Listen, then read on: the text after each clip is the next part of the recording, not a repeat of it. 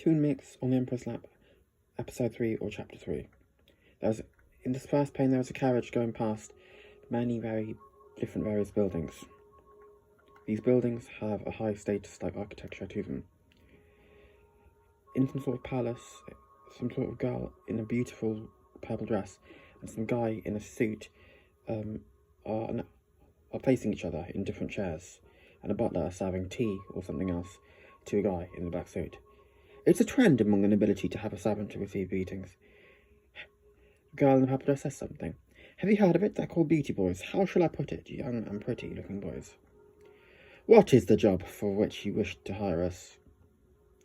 There is a pink tea set by the butler who has purple hair and really good clothing.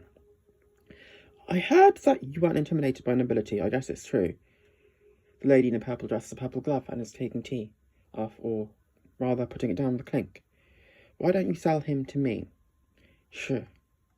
She has a very nice dress on. I'll pay a handsome price. Point. What kind of a leader sells his member? He is looking downwards. Stop acting holier than thou. There's no such thing like loyalty nowadays. The butler probably doesn't want to be sold because he's looking really weirdly. Well, I don't expect to take him home with me today anyway. She's getting down. She's leaving. If you're interested in selling him, leave a message at the Marquise on Lauren's house. My name is Astra. Click. On the Emperor's Lap. Art by Miran Lee. Adapted by Yu, and based on a novel by Usui. I don't know if I pronounced that correctly. USOI. Where there's cold, and it seems like some scene where there's snow and like across mountain peaks or something. It's a carriage going down through the woods. And as it goes down through the woods, other people are looking backwards at it. It's like some sort of bandit attack. Creak. Some people are trying to fly an arrow through it. Thwack. Shroop. The guy, or some guy, breaks the arrow with his sword, even though he wasn't facing the attackers. There's about 1, 2, 3, 4, 5 different attackers in this pane. We're under attack! Duh! Whoa! Everyone got the carriage. They're fighting each other. There's blood splatter everywhere. Approach. Shring.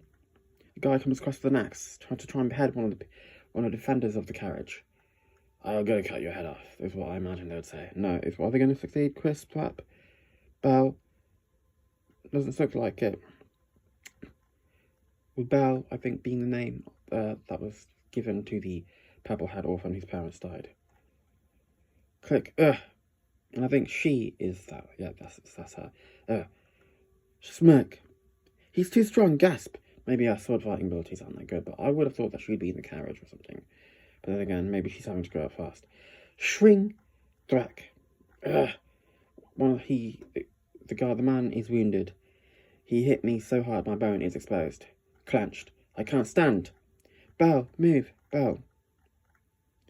I know you two are close, but he isn't even your real brother. He's resting after his bone is exposed from the axe chop or sword chop. How can you leave the client alone and just nurse Bell? Our ratings may drop. Is that grim? Blink. Think. Where am I? Is this the inn? Bell. Shrimp thwap. She's going off. I barely remember what happened at the end, but the guy is still sitting in the bed recovering. The necklace Chris cherishes. He never pulled it out after cutting my hair with it, but he got blood on his necklace, precious necklace, to save me. So I think this is the necklace belonging to the orphan girl, now nicknamed Belle, and she has to pretend to be a man, like some sort of like tomboy soldier, and it's like maybe closing, and that maybe he feels the same way I do. It's still snowing and still quite cold. Maybe it's winter in this comic right now. There's snow on the roof. When did I fall asleep? Glance. There was some sort of book or some towel and some small cup to next. The bed. Oh, it was actually, yep. And one of the guys has his arms crossed. And then has white, like, some sort of beauty scene with white roses near it. I guess he decided to keep nursing me. Stare. Cautious. Shoo. Badoop. Chris. Do you really feel the same way I do? Ah! I'm so Chris. Pulling back. Chris. Slam. I ruined Chris. Knock. Hey, can I come in? Chris, empty. I left our creek, get out. Well, Chris, I need to talk to you. Don't look at me like that and get out. I'm sorry if you're mad. Looking up, she's literally worried. Don't bother, I'm selling you to Astra. What? Coming up, she offered me a castle in exchange for you. A castle for you? That's a great deal. Chris, you said I was your sister. How could you do this without even telling me why? So that has been on the Emperor's Lap, episode 3, made using a mobile.